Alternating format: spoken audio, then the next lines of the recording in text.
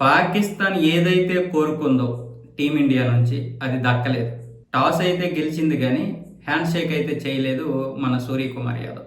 మొదటి నుంచి అది చేస్తున్నటువంటి అడుక్కునే డిమాండ్ ఏంటంటే టీమిండియా మాతో షేక్ హ్యాండ్ చేయాలి, షేక్ హ్యాండ్ చేస్తేనే మేము ఆడుతామన్న విధంగా మాట్లాడారు. అలాగే వాళ్ళు ఒప్పుకున్నారు, బీసీసీఐ అన్నిటికీ ఒప్పుకుందన్న విధంగా పాకిస్తాన్ మాట్లాడింది. కానీ వాస్తవం ఏంటంటే ఈ రోజు తెలిసింది, ఐసీసీకి అది భయపడిపోయింది. రేపు పొద్దున్న బీసీసీఐ ఏం చెప్తే ఐసీసీ అది చేస్తుంది. కాబట్టి ఎట్టి పరిస్థితుల్లోనూ మనం ఆడాల్సిందే, లేదంటే అది 300 కోట్ల 3000 కోట్ల ఎంతైనా నష్టపోయే అవకాశాలు ఉన్నాయి. కాబట్టి మనం ఆడాల్సిందే అని వాళ్ళు నిర్ణయించుకొని ఆడారు తప్ప భారతదేశం ప్రతి ఒక్క కండిషన్కి ఒప్పుకుంది అన్న విధంగా చేసినటువంటి ప్రకటన ఏదైతే ఉందో పాకిస్తాన్, అదంతా కూడా డొల్ల, అదంతా అబద్ధము అని ఈ యొక్క టాస్ గెలిచిన దగ్గర అయితే అర్థమైపోయింది. వాళ్ళు టాస్ గెలిచి మనకైతే బ్యాటింగ్ ఇచ్చేశారు.